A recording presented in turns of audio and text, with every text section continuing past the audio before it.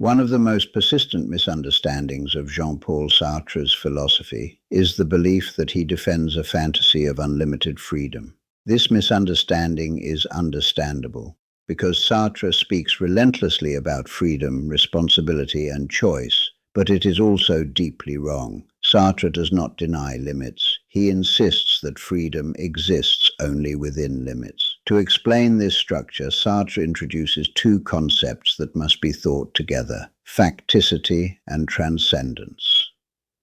Facticity names everything about us that is given.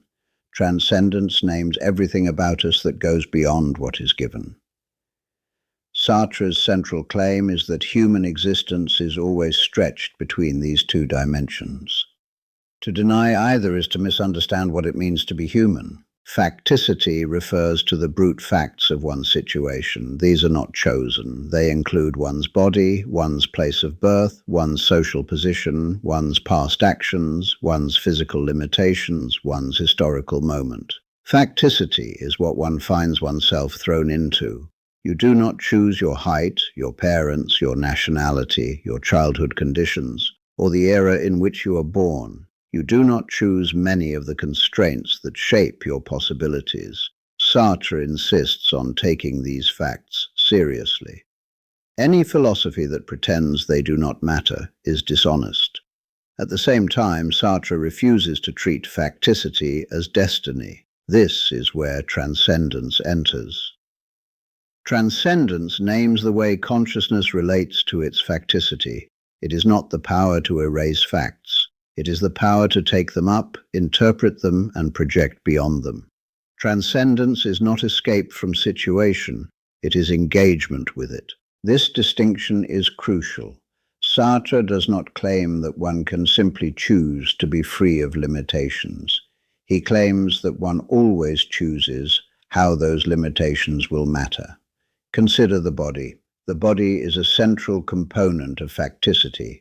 It has strengths and weaknesses. It ages. It gets sick. It imposes limits on what one can do. Sartre does not deny any of this, but he insists that the body is never merely a fact.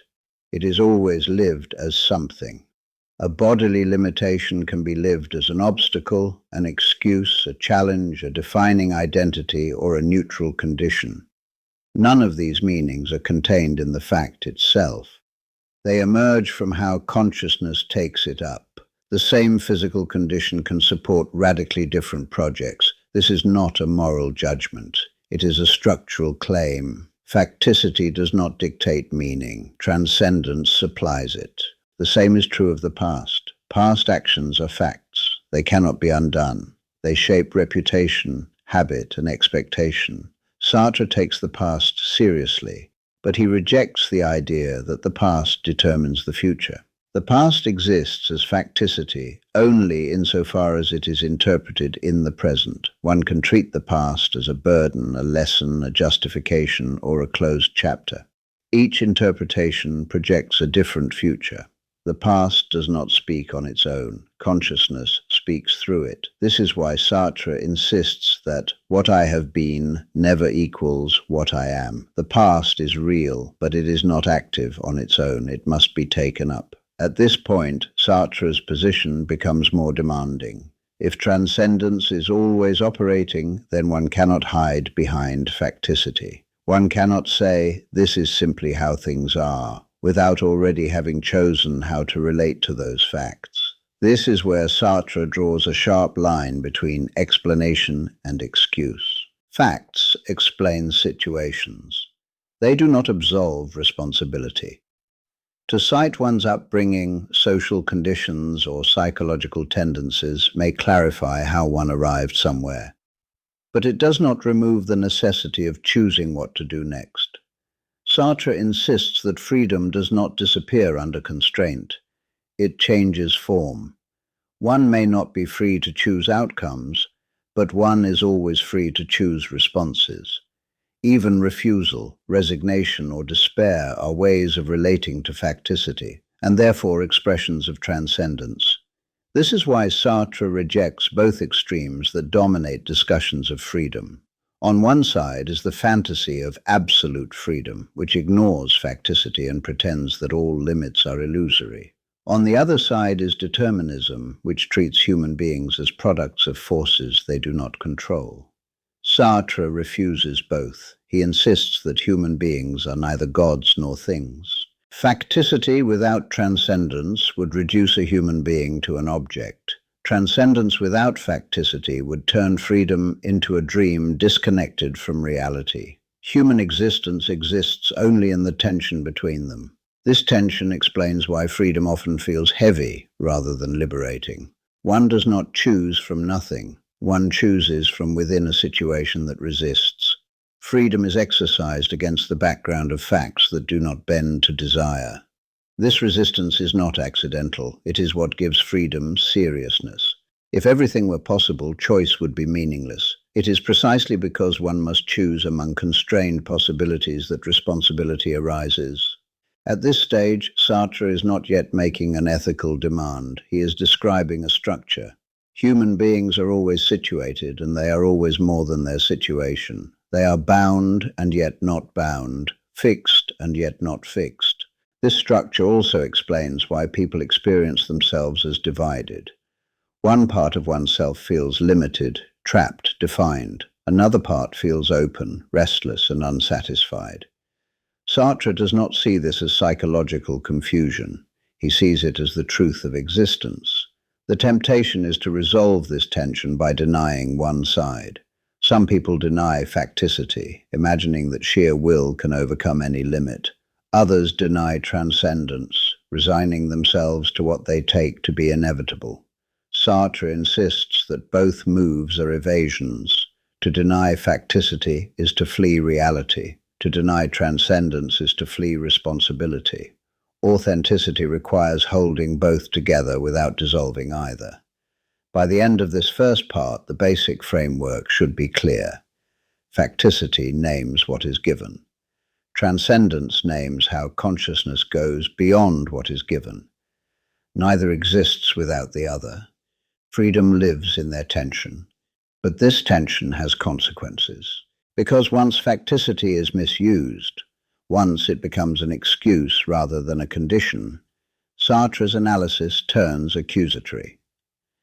The temptation to hide behind facts becomes a central form of self-deception. If facticity names what is given, and transcendence names how consciousness goes beyond what is given, then the central problem of human existence becomes clear. Human beings almost never hold these two dimensions together honestly. Instead, they slide toward one side or the other, seeking relief from the tension that defines freedom. Sartre believes this slide is not accidental. The tension between facticity and transcendence is uncomfortable. It demands constant responsibility without offering stability. To live in this tension is exhausting. The temptation to escape it is therefore powerful. One form of escape is to collapse into facticity. When a person collapses into facticity, they treat their situation as destiny. They speak as if their body, past, social position, or circumstances explain not only where they are, but who they must be. I had no choice, they say. That's just the way things are. Given my background, I couldn't do otherwise. Sartre does not deny that situations constrain possibilities. What he denies is that they eliminate choice. To collapse into facticity is to treat oneself as an object, as something that merely reacts rather than acts. This move provides immediate psychological relief. If one is merely the product of circumstances, then responsibility dissolves, guilt weakens, anguish recedes. One no longer has to answer for what one does. One merely explains it. But Sartre insists that this relief is purchased at the cost of freedom. To reduce oneself to facticity is to deny the transcendence that is always already operating. Even resignation is a choice. Even obedience is a way of taking up a situation. This is why Sartre treats phrases like, "I had no choice," with suspicion. In almost every case, what they mean is, "I refuse the cost of choosing otherwise." The opposite escape is equally tempting, the denial of facticity. Here, the individual treats freedom as limitless. They imagine that willpower alone can overcome any constraint. Bodies, histories, material conditions, and social realities are dismissed as irrelevant.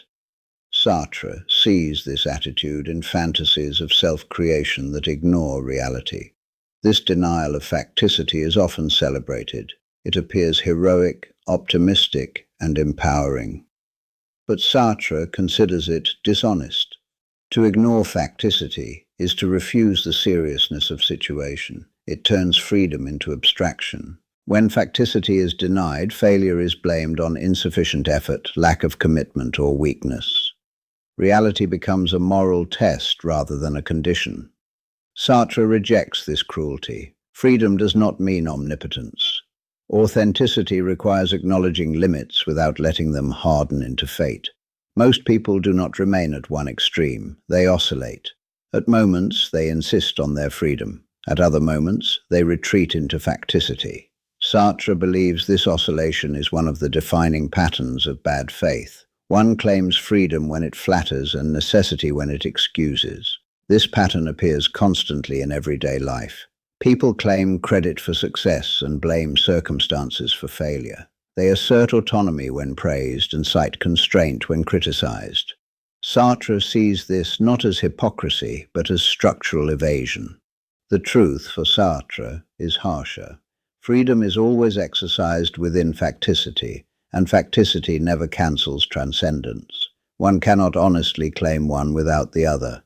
This truth reshapes responsibility. Responsibility does not mean control over outcomes. It means ownership of how one takes up one's situation. Even when options are narrow, one is responsible for how one lives within those limits. This does not mean all choices are equal. Sartre does not deny injustice, inequality, or constraint. He insists that these facts matter, but they matter as conditions, not verdicts. This distinction is crucial. To treat facts as verdicts is to close the future. To treat them as conditions is to keep the future open, even if narrowly. Sartre also insists that transcendence is not heroic. It does not require dramatic acts. It operates in interpretation. How one understands one's situation shapes how one lives it. Two people in similar circumstances may inhabit entirely different worlds because they take those circumstances up differently. This does not mean one is morally superior. It means one has chosen differently. At this point, Sartre's analysis becomes deeply uncomfortable. It removes the possibility of innocence. One cannot claim to be merely a victim of circumstances without also claiming to be an object. One cannot claim unlimited freedom without denying reality. Authenticity requires refusing both comforts. Sartre believes this refusal is rare. He also believes it is fragile. There is no permanent state in which facticity and transcendence are held together once and for all. They must be rebalanced continually. Each new situation demands a new act of interpretation. This is why Sartre rejects ethical systems that promise resolution. Any system that claims to reconcile freedom and necessity in advance misunderstands the structure of existence. The tension cannot be solved, it must be lived. Facticity and transcendence therefore define the human condition not as harmony, but as strain. Human beings are stretched between what they are given and what they make of it. They are neither authors of their circumstances nor prisoners of them. By the end of this analysis, Sartre has clarified what freedom really means. It is not the absence of limits. It is the refusal to treat limits as excuses. This refusal does not guarantee success. It does not promise happiness. It demands honesty. And honesty, for Sartre, is not a feeling. It is a stance. It is the refusal to lie about what one is doing when one acts. This stance becomes increasingly difficult as Sartre's philosophy moves forward. Because facticity does not exist only at the level of the individual, it exists socially, politically, and historically. Situations are shared, constraints are imposed, power enters the picture. That is where Sartre's analysis must go next. Because once freedom is understood as situated, the question of responsibility in collective conditions can no longer be avoided.